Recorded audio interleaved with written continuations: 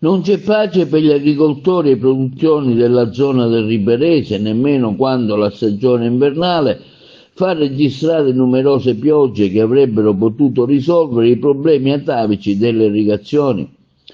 Questa volta ci troviamo dinanzi a un ennesimo paradosso siciliano che chiama in causa diverse istituzioni, a cominciare dall'assessorato regionale all'agricoltura, a proseguire fino al genio civile. Mentre i fiumi sono in piena, alcuni hanno esondato, il lago Gorgo risulta vuoto, una vera e propria beffa che conferma una gestione tutta da rivedere.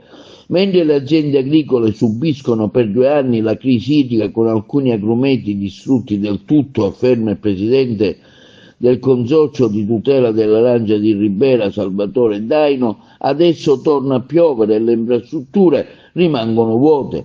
Il lato Gorgo, in prossimità della statale 115 tra Montallegro, Cattolica Eraclea e Ribera, assiste a un paradosso: da una parte la piena della ferocia del fiume Platani con danni incalcolabili, dall'altra, ad appena 500 metri di distanza, il lago Gorgo è vuoto.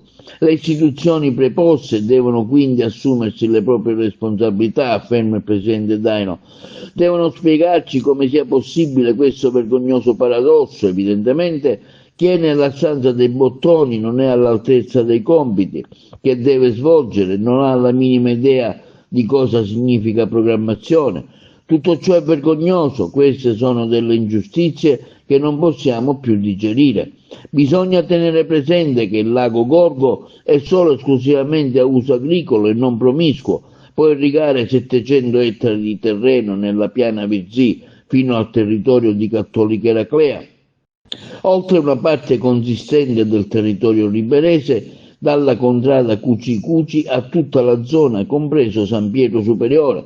Il presidente del consorzio Arancio di Ribera Daino è un fiume in piena perché accusa le istituzioni, anche il fatto che l'alveo del fiume non viene pulito, non vi è una programmazione da parte degli enti preposti che risultano assenti, latitanti, ossia il Dipartimento regionale dell'assessorato territorio e ambiente, così come anche il genio civile di Agrigento.